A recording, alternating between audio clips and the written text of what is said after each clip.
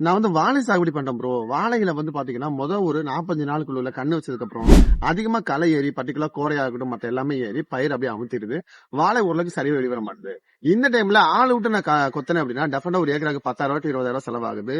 ஆளுக்கும் சில டைம்ல கிடைக்க மாட்றாங்க. கொத்தும்பொழுது நிறைய இடங்கள்ல பிரச்சனை ஆகுது. ஏன்னா, போட்ட உரங்கள களைகள் முளைச்சிருது. இத சாப்பிட்டு வெளிய போயிருது. போட்ட உரங்கள் தாவரங்கள் முழுசா எடுத்துக்க முடியாத சூழ்நிலைகள் உருவாகுது. இந்த மாதிரி டைம்ல என்ன மாதிரி களைகள் உபயோகப்படுத்தலாம் அப்படின்னு சொல்லி விவசாயிகள் கேட்டுருங்க.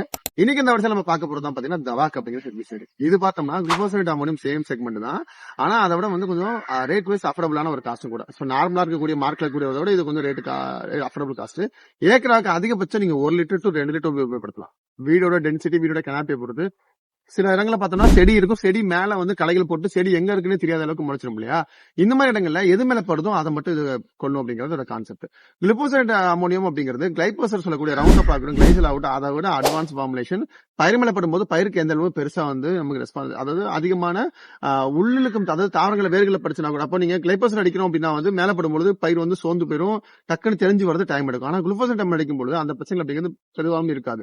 5 இலைகள் ஃபார் எக்ஸாம்பிள் ஒரு தாவரம் அப்படின்னா இந்த இடத்துல பட்டுச்சு அப்படின்னா, இந்த இடத்துல படுது அப்படின்னா பட்டையிடம் மட்டும் தான் கருக்கும், படாத இடம் கருகவே கருக்காது. அப்போ தாவரங்கள் மேல படுத்தினா கூட, லைட்டா தான் படுத்தினா கூட பெருசா எந்த வகையுமே பயிர்களை பாதிக்காது.